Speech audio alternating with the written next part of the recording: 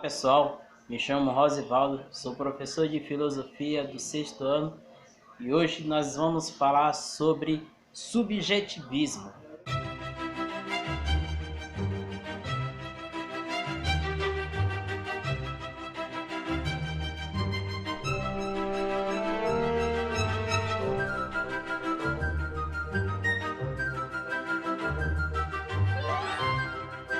Bom pessoal, estamos aqui hoje na aula para falar sobre subjetivismo.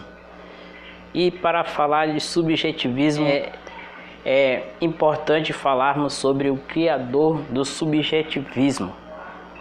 Inclusive eu estou nesse site todamateria.com.br para falar dele, o Protágoras de Abdera.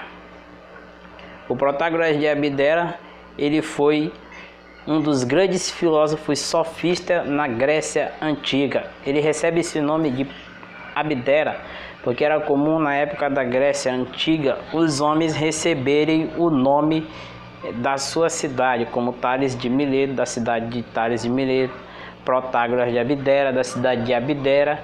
Também tem um exemplo bíblico chamado de Saulo de Tarso, da cidade de Tarso. Então, como diz aqui, ele foi um filósofo sofista na Grécia Antiga. É conhecido por sua célebre frase: o homem é a medida de todas as coisas. Como vimos em aulas anteriores, os homens eles sempre procuraram o conhecimento e eles sempre estiveram procurando uma teoria nova, um conhecimento novo e uma ideia nova. E sempre eles baseavam as suas ideias em algo. Como Tales de Mileto, ele dizia que a água era o princípio de todas as coisas. E o Protágoras, ele vai ser o primeiro homem a dizer que o homem é a medida de todas as coisas. Ou seja, a sua ideia ela vai ser antropocêntrica e ele vai dizer que o homem é a medida de todas as coisas. E essa frase representa seu pensamento sobre a subjetividade e particularidade de cada indivíduo. Ou seja, a subjetividade ela defende o eu, defende a minha ideia e a de mais ninguém. É como se dissesse: essa é a tua verdade, a minha verdade é outra. Como se eu acreditasse somente naquilo que eu falo e desacreditasse naquilo que os outros falam sobre certo assunto, sobre certo objeto estudado. E suas ideias ateístas o levaram a duvidar da existência de Deus e por isso foi perseguido. Então, por ele ter essa ideia de uma verdade particular, uma verdade egocêntrica, ele não acreditava na existência de Deus. Ele nasceu em 481 a.C., 540 a.C. Para vocês entenderem, a contagem antes de Cristo ela é feita de trás para frente. Por isso, 481 a 440 ele morreu com cerca de 41 anos.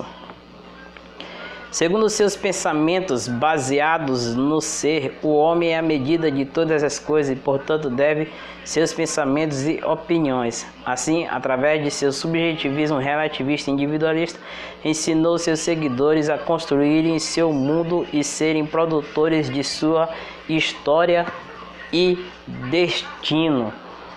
Então, a ideia de Protágoras, que é o subjetivismo, é limitar a validade da verdade ao sujeito.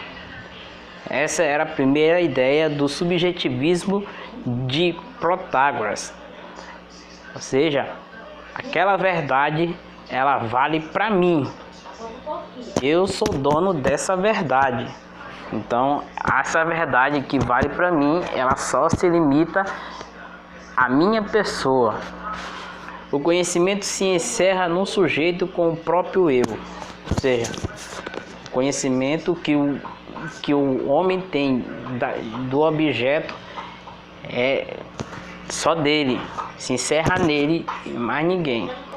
Se eu disser que isso é assim e isso vai ser assim, mesmo se isso não sendo assim, é aquele negócio, aquela ideia de dizer, se ele disser que pão é pedra, pão vai ser pedra para ele. É um dito popular. Se ele disser que pão é pedra, vai ser pedra para ele. Então isso é uma ideia subjetivista.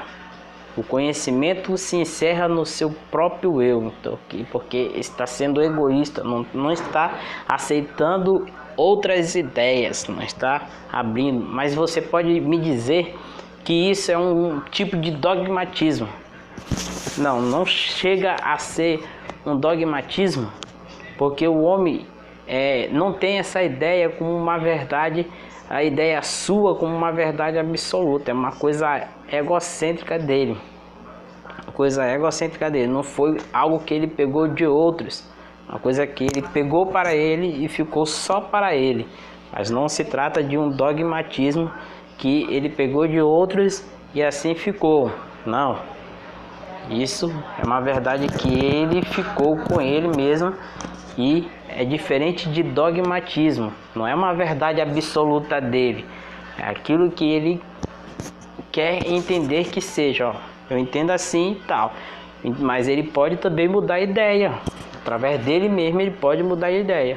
Se ele disser que pão é pedra, pão é pedra. Pão vai ser pedra.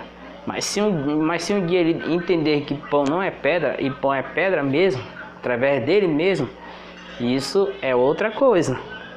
Isso pode acontecer. Então,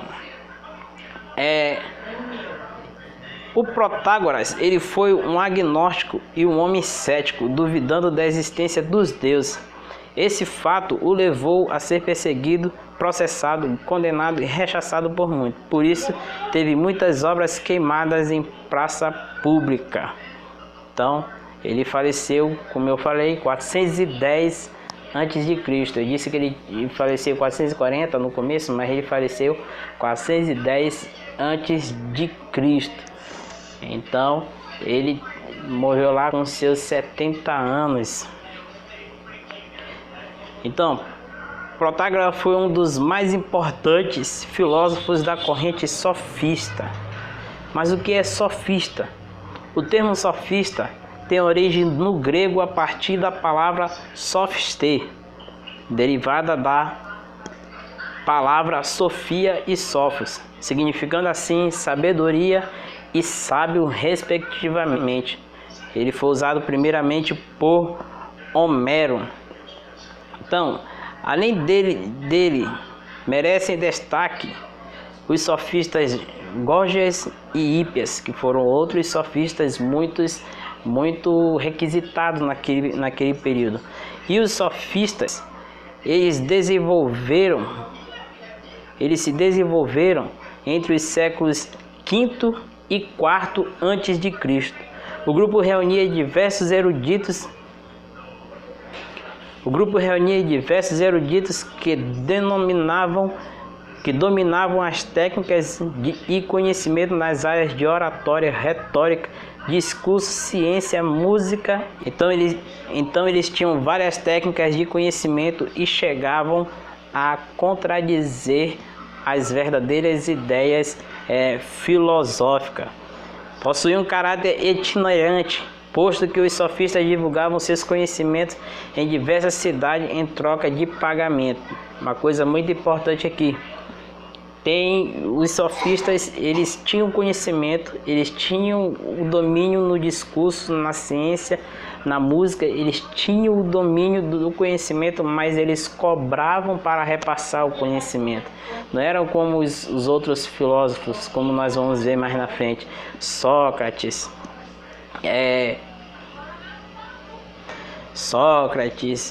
Platão, Aristóteles, não era como eles. Eles cobravam por aquilo que eles iriam ensinar. Seus maiores aprendizes eram nobres, estudantes interessados em expandir seus conhecimentos. Para os sofistas, em contraposição ao conceito de Sócrates, que os sofistas eles pensavam diferente de Sócrates. O conceito de verdade era determinado pelo consenso entre os homens. Então, a partir do consenso que os homens tinham de verdade, esse conceito poderia ser determinado. Os sofistas pensavam assim. Já Sócrates acreditava que a verdade era um conceito absoluto e latente. Segundo o filósofo, ela surge através da argumentação determinada pelos conceitos defendidos por ele. A maiêutica dá à luz, ou seja, maiêutica é pensar na ideia, e a dialética é argumentar essa ideia. Então, a dialética é a arte de argumentar, a arte de dialogar, e a maiêutica é quando tu dá à luz aquela ideia que está na sua mente. Então, enquanto os sofistas acreditavam que o conceito de verdade era determinado pelo consenso entre os homens, Sócrates ele já dizia que o argumento era que dava veracidade às coisas.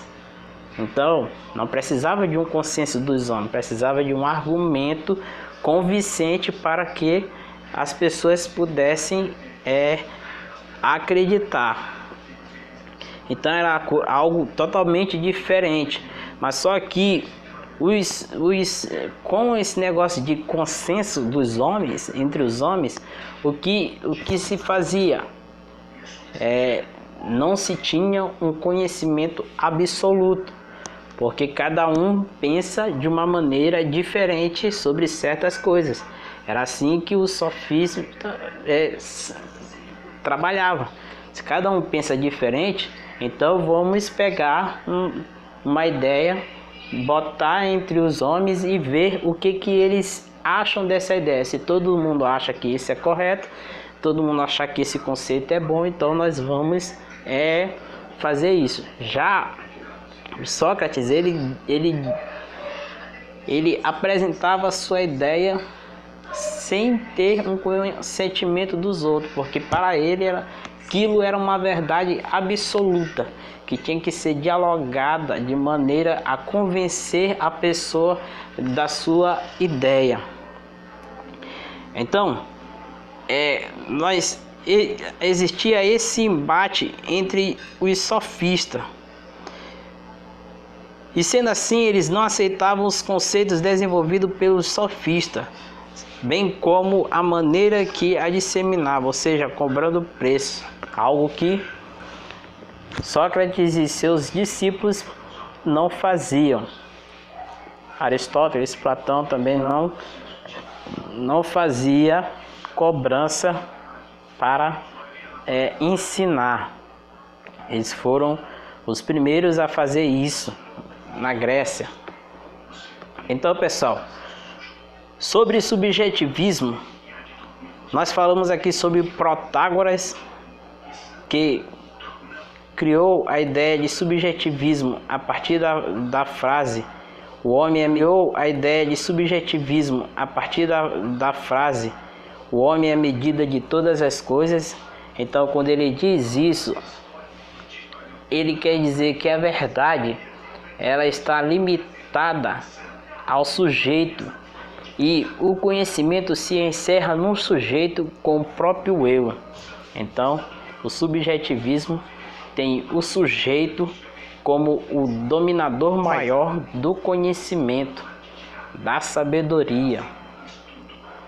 E ele não divide esse conhecimento com outra pessoa e não quer trocar de ideia com outra pessoa.